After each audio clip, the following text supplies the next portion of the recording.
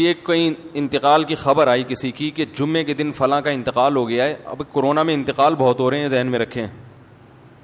ہر what's app پہ روزانہ کوئی نہ کوئی ریلیٹیو ہے جس کی میت کی خبر آ رہی ہے.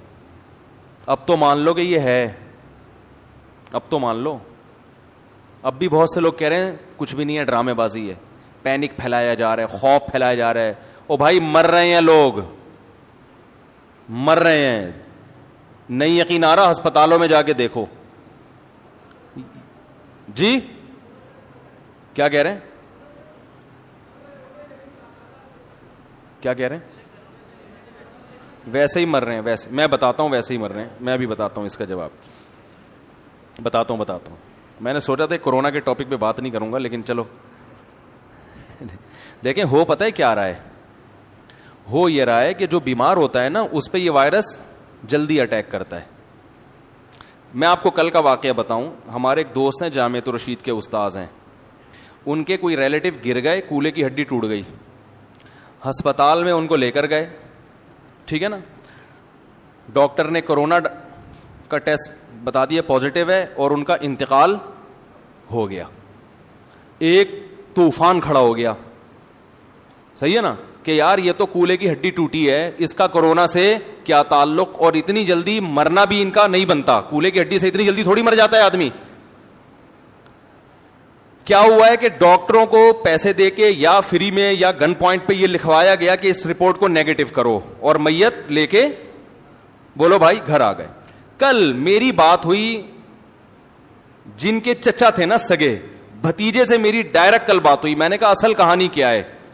انہوں نے کہا دنیا کو یہی بتایا ہے کہ کورونا نہیں تھا, حقیقت میں کیا تھا؟ کورونا تھا.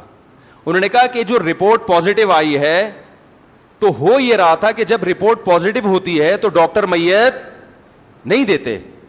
میت نہ دینے کی وجہ سے لواحقین پھر ڈاکٹروں پہ مسلط ہو کے اس پازیٹیو کو کیا کروا دیتے ہیں؟ نیگیٹو. ایسے 2 کیس میرے سامنے آ چکے ہیں. میں ابھی آپ کو بتاؤں, مشاہدے پر مبنی حقیقت بتا رہا ہوں, میں واٹس ایپ کی رپورٹیں نہیں بتا رہا میں. اب سوال یہ پیدا ہوتا ہے, اچھا رشتہ داروں کو بھی یہ بتایا کہ کورونا نہیں تھا, ورنہ جنازے میں نہیں آتے لوگ, وہ ڈر رہے ہوتے ہیں کہ یار یہ ہمیں نہ لگ جائے. اب سوال یہ پیدا ہوتا ہے کہ گئے تو صحیح تھے اور اتنی جلدی جنازہ کیسے ہو گیا؟ اس پہ لوگ یہ کہہ رہے ہیں ڈاکٹر زہر کے انجیکشن لگا رہے ہیں. میرے بھائی ہمارے ڈاکٹر میں مانتا ہوں اتنے نیک نہیں ہیں, لیکن اتنے برے بھی نہیں ہیں کہ اچھے بھلے آدمی کو زہر کے انجیکشن دے دے کے مارے ہیں. اتنا بھی نیگیٹو سوچ نہ رکھیں.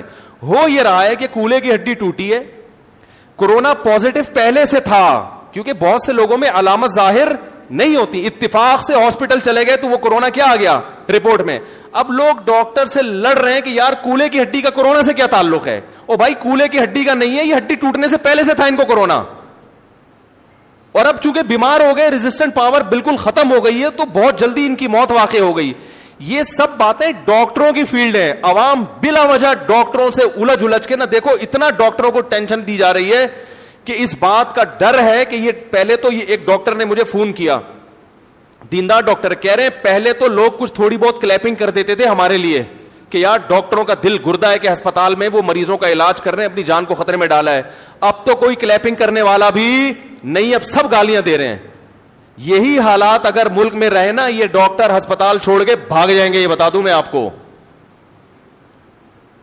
یہ بھاگ جائیں گے ہسپتال چھوڑ کر.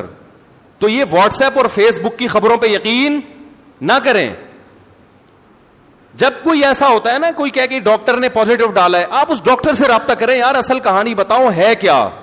وہ ڈاکٹر آپ کو بتائے گا کہ بھائی اصل کہانی ہے کیا. وہ جو پیشنٹ گیا نا, ایک صاحب کہہ رہے ہیں میں اپنے مریض کو لے کر گیا تھا, بالکل صحیح تھا, 1 گھنٹے میں انتقال ہو گیا. بالکل صحیح تھا تو لے کر گئے کیوں تھے آپ ڈاکٹر ہسپتال؟ اس کو اتنی سینس نہیں ہے, گولے گھنٹے کھانے گیا تھا وہ ہاسپٹل اگر بالکل صحیح تھا. ہو یہ رہا ہے کہ پیشنٹ بعض دفعہ بالکل صحیح ہوتا ہے, لیکن 1-2 گھنٹے کے اندر موتیں واقع ہو رہی ہیں. ہمارے بعض ریلیٹیو ایسے ہیں جنہوں نے ویڈیو بیان ریکارڈ کروایا کہ مجھے کورونا ہے اور آپ لوگ احتیاط کریں, اب میں الحمدللہ ٹھیک ہو گیا. 2 گھنٹے میں ان کی ڈیتھ واقع ہو, انتقال ہو گیا. اب اس قسم کی باتیں کرو تو لوگ کہتے ہیں پینک پھیلا رہے ہیں, ڈرا رہے ہیں لوگوں کو, خوف پھیلا رہے ہیں. بھائی حقیقت بیان کی جا رہی ہے اور یہ بیان کیا جا رہا ہے کہ آپ تھوڑی سی کیا کر لیں, بولو بھائی, احتیاط کر لیں بس. اب اس کے لیے تھوڑا سا ڈرانا تو ضروری ہے نا, بغیر ڈرائے تھوڑی کوئی احتیاط کرے گا. اب میں کہوں کچھ بھی نہیں ہے بھائی, مر جائیں گے نا, یہی ہوگا نا, مر جائیں گے تو کیا ہوگا, جنازہ نہیں ملے گا نا, کوئی بات نہیں, وہ بھی مسلمان ہیں ہسپتال میں, عیدی سینٹر والے بھی مسلمان, غسل کفن دے کے دفنا دیں گے, قبر پہ جا کے فاتحہ پڑھ لینا, کیا ہوگا, یہی ہوگا نا. تو آپ ڈریں گے تو بالکل بھی نہیں, آپ کہیں گے یار مر جائیں گے زیادہ سے زیادہ. لیکن جتنوں نے مرنا ہے, مرنے والوں کی تعداد اس سے 10 گنا بولو بھائی بڑھ جائے, کیونکہ پھر آپ جھپیاں پا کے ایک دوسرے سے ملیں گے, جیسے کہ عید کے دن ملے ہیں.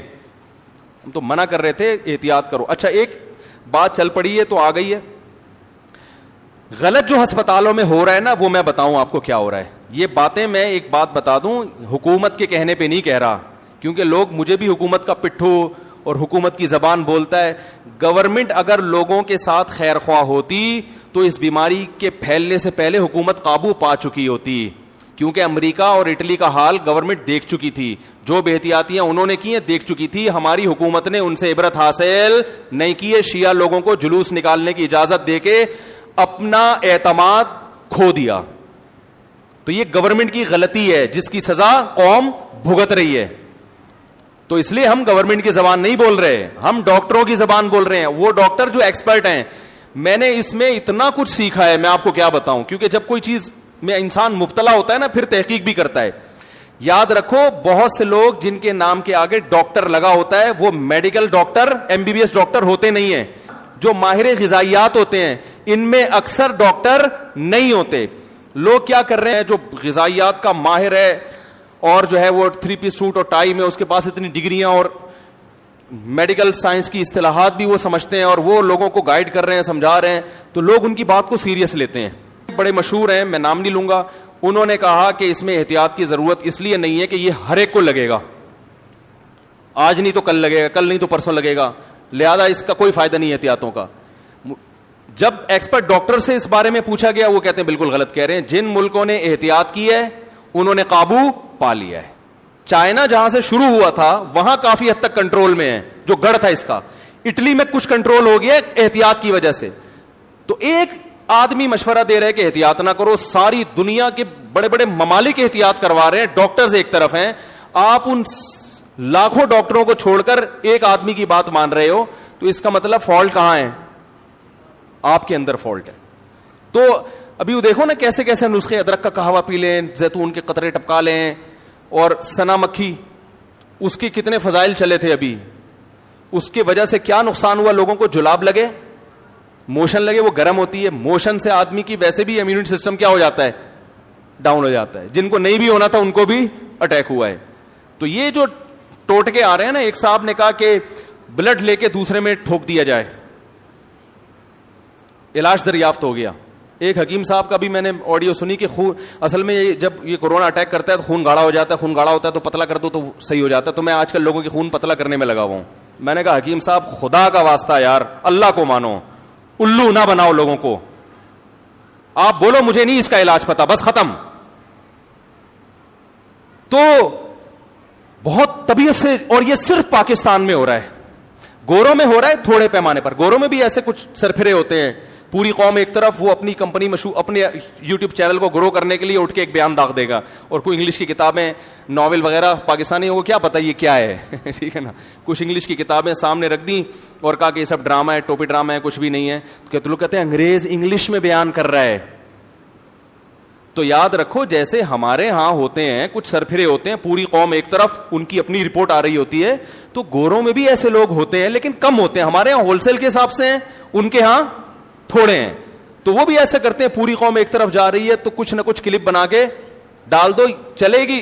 دیکھو چلتی وہ چیز ہے جو قوم سے ہٹ کر ہو, وہی باتیں جو سب کر رہے ہیں اگر وہ کریں. دیکھو میں نے کلپ ریکارڈ کروایا تھا, کتا حلال, ایک آدمی نے کہا نا, دعویٰ کیا تھا نا کتا حلال ہے. ایک آدمی نے فتویٰ دیا کہ کتا حلال ہے. لوگوں نے کہا یہ کیسے ہو گیا, اس نے کہا میرے پاس دلائل ہیں بھائی. یار آج تک سنتے آئے ہیں کتا حرام ہے, کہہ رہے یہ سب 2 نمبر مولوی ہیں جو کتے کو حرام کہتے ہیں, اصل میں سب کی دکانیں چل رہی ہیں نا, تو میں پھکی لے کر آ جاؤں, پھکی. تو لوگوں نے کہا دلائل دو, اس نے کہا ایسے نہیں, مناظرہ کروں گا کھلے عام, ساری دنیا دیکھے گی, اس میں ثابت کروں گا کہ کتا کیا ہے, حلال ہے. اب جناب اس کا چیلنج کوئی قبول ہی نہیں کر رہا. جو مفتیان کرام میں بول رہے ہیں ہم اس کو لفٹ کیوں کرائیں, یہ کیا ہے, یہ پہلے یہ تو ثابت کرے کہ یہ بھی کوئی بہت بڑی فلم ہے, کوئی فنٹر ہے. لیکن اس نے کہا دیکھو میرا چیلنج اس لیے قبول نہیں ہو رہا کہ ان کے پاس دلائل نہیں ہے. بالآخر وہ لوگوں نے علماء کو مجبور کیا, حضرت کچھ تو مناظرہ کریں. اس نے کہا مناظرہ 4 آدمیوں میں نہیں ہوگا, کھلے عام. اب وہ خبر پھیلتی بڑا اسٹیج لگا, لاکھوں لوگ جمع ہو گئے, ادھر بڑے بڑے پگڑیاں پہن کے علماء آ گئے, یہ جناب ایک طرف, بڑا نام پھیل گیا جی اس کا. اس نے کہا بھائی بات یہ ہے کہ کتا تو حرام تھا, حرام ہی ہے, مجھے دنیا میں کوئی جانتا ہی نہیں تھا. اب کم از کم جہاں بھی جاؤں گا لوگ سلام کریں گے, اچھا وہی ہیں. تو مشہور ہونے کا ایک طریقہ یہ ہوتا ہے کہ پوری قوم جس طرف جا رہی ہے نا, آپ ایک شوشہ چھوڑ دیں اور پتلی گلی سے نکل جائیں. یاد رکھو ہم نے تجربوں سے ایک بات سیکھی ہے, جو جس فیلڈ کا نہیں ہے نا اس کو اس میں ٹانگ اڑانے مت دو. دیکھو علماء کرام میں کچھ علماء ایسے ہوتے ہیں جو مدرسوں سے فارغ ہوئے علم حاصل کرنے کے بعد, اس کے بعد پھر وہ علم کو اوڑھنا بچھونا نہیں بناتے, بلکہ وہ واعظ و نصیحت میں لگ گئے یا تبلیغ میں زندگی لگا دی انہوں نے. درس و تدریس سے ان کا واسطہ کم رہتا ہے. ان علماء کی استعداد میں اور وہ علماء جن کا اوڑھنا بچھونا علم ہو, ان دونوں کی صلاحیت میں زمین آسمان کا فرق ہوتا ہے.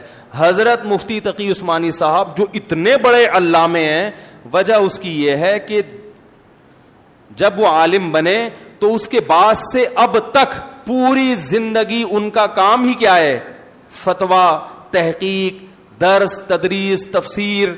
صحیح ہے نا. تو مدرسے سے ہی منسلک ہیں وہ.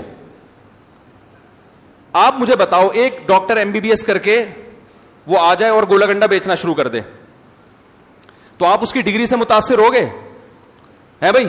آپ جاؤ گے 10 سال کے بعد اس سے علاج کرانے, وہ کہے گا یار میں نے ایم بی بی ایس کیا ہوا ہے, دیکھو پراپر ڈاکٹر ہوں میں, اور ہاؤس جاب بھی 2 سال کی 1 سال کی کر چکا ہوں میں.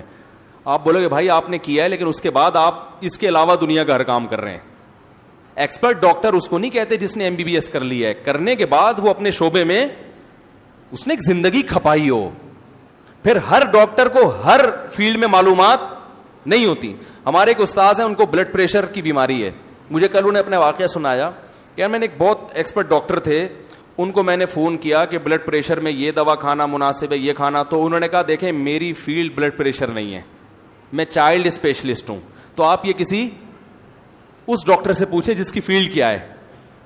کہتے ہیں مجھے اچھا لگا کہ دیکھو یہ پڑھا لکھا ہونے کی علامت ہے.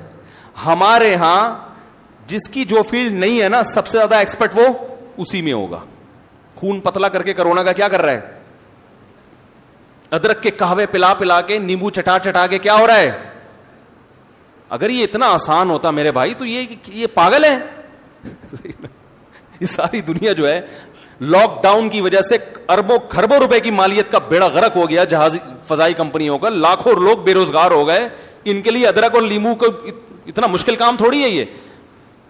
تو اس لیے بھائی اگر ایکسپرٹ ڈاکٹر تک آپ کی رسائی ہے تو ٹھیک ہے, نہیں تو چپ کر کے بیٹھ جاؤ آرام. جیسے ساری دنیا چل رہی ہے نا ایسے چلو.